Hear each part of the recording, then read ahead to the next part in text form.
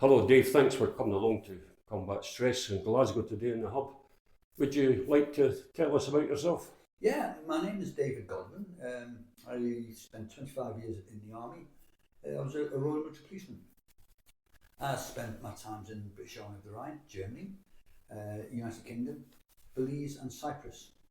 And also included in the United Kingdom was Northern Ireland. I've been a Chelsea pensioner for 6 years. And before that, I spent 20 years in between leaving the army and becoming a Chelsea pensioner in the criminal defence world. Fantastic. You enjoy the Chelsea pensioners? It's an incredible institution to belong to. It's known that we will live 8 to 10 years longer being a Chelsea pensioner. I have no stress at all in my life. I have a fantastic staff, um, covering everything from social care to health care to medical care. There's nothing I need. If I do want something, I ask about it. The finances found, and we get on with it.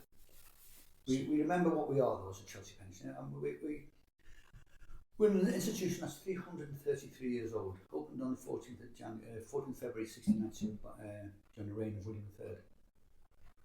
There's 280 of us, and the Royal Hospital is best described of 280 Chelsea pensioners who don't have a nice word to say about each other, and we wouldn't want it any other way. Yeah. It never leaves you, does it? No, never leaves you. I was just saying to Higgy there that, met Keith for the first time last month. Yeah. It was, last time I saw him was mid-70s. Yeah. And it's just like yesterday, You do. It's good. I don't think cities understand. They don't. I had a friend and she brought her children down to visit Talmud, and she asked me if I'd go with her. I'd wear my scarlets. Right. And we're walking along, and this chap comes up and went, Scouse. I went, oh, hello, Chris, how you going? He said, oh, great, mate, we'll chat away. Then he said, hey, mate, I'll see you again soon, Chris. Off he went. And Rachel, the girl who with the children, says, when did you last meet him? I said, it would have been October 1988. He says, oh, I thought you just spoke to him this morning. You just carried on a conversation this morning. Well, that's what our conversations are like. Yeah. You're very kindly come along to combat stress today. What's your thoughts on it? What's your feelings about it? Well, it's so good. As we both know, we knew the lads in the army and all different ranks. So it's not just a condition for the lower ranks. It's, I think, everybody it affects. But in our day, we were told, just man up, get over it. Go to racing it, a bottle of beer. Yeah, that's right. Yeah. You're his mate. Get him in the mess and keep him happy for the next 2 weeks. Yeah. But it's good to see that the help is there. Some of these lads, and I think even more so, the younger soldiers aren't as robust as what we were, because we were brought up in the early years after the war, so we never had anything. So anything we had to earn, or in my case, Liverpool steal. Right. But it's so good they see, and these people are incredible. I mean, Sarah, she was affected herself, so she knows that. But I'm sure the staff working for combat stress who have had to learn about it, and face this young serviceman, servicewoman with these problems. And so good they finally have somewhere to come. Yeah. And it must go from strength to strength. It can't be allowed now to drop off. Even more so now, because we're heading towards more trouble, it looks like. Looks like it, Looks like it. It's a damn shame.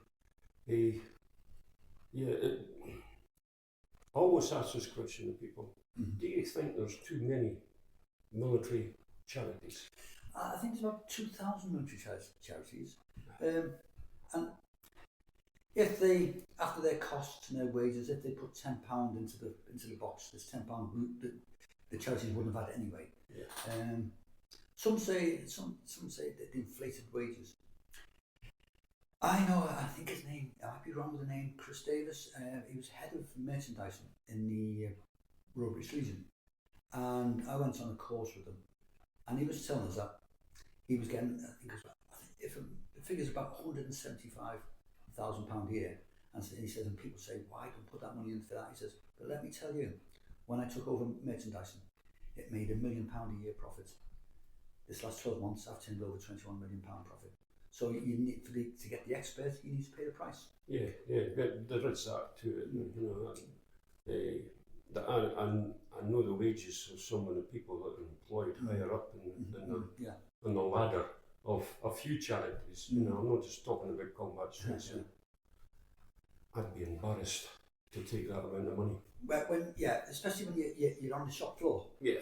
And you're seeing the product come through that door, and you're seeing the product finally going out that door, and you just know if there was more money, there was more to produce. Yeah.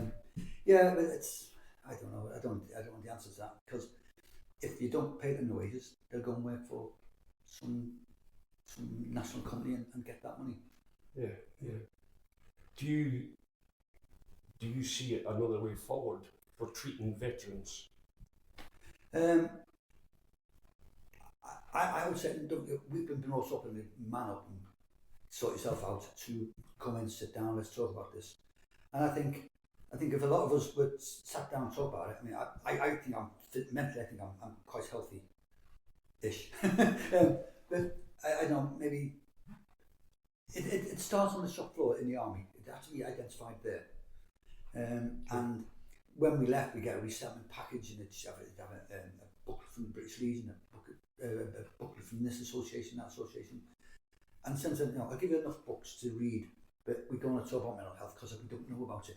I don't know what to tell you, other than when you get out, get your city mates and get your hand pub, you know. And that's why he's in a position. That's why this poor service person's in that position, because that's all they've been told. But now they know there's a number, there's a phone, and they can certainly get hold of combat stress. Some of the other charities, there's, I don't know. If I remember Help for Heroes, there was some talk about them not spending the money the right way, or only dealing with a certain Afghanistan onwards. Well, that's right. There's a poor lad from Northern Ireland there who's seen the pub next door to his barracks blown up, and his mates were in that pub, and he's just expected to get on with it, buddy. The bloke who was big toe shot off in Afghanistan, he'll get the treatment. He should be, well, I think there is now, but across the board. As you know, I do a bit of helping out here, and I've found we do this thing called meet and greet. When the veterans come in, we sit down with them before they see the therapist, and we just chat. And I said to one veteran, "Who would they serve about?" And he went, "Oh, Iraq, you know, Bosnia." I says, "Well done, pal. You know, that's well done." And he says, "What about yourself?" I said, "I only did 9 years. Did 2 years in Ireland." And he stopped me. He says, "No, the well done goes to you for Ireland." He says, "Because you didn't know.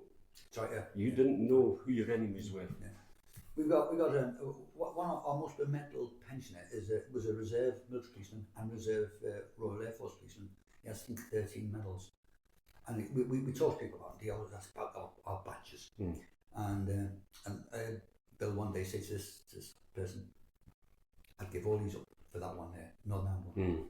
You know, so, but we don't appreciate that. No. Because we don't. It's like Northern Ireland's like a bad holiday. When you come back, you don't remember it raining on the Tuesday and the kids were whinging Wednesday and there was nothing to do Thursday. You remember that when the sun came out and you were all on the beach building sandcastles and having a beer, and that's what you remember. And Northern Ireland's the same. We don't remember the sand when you had a crappy day on the streets and that, but you do remember the Christmas do. You do remember going on adventure training. Well put. Well, actually, superbly put. And Dave, thanks very much. Let's appreciate you coming in today. Thank you.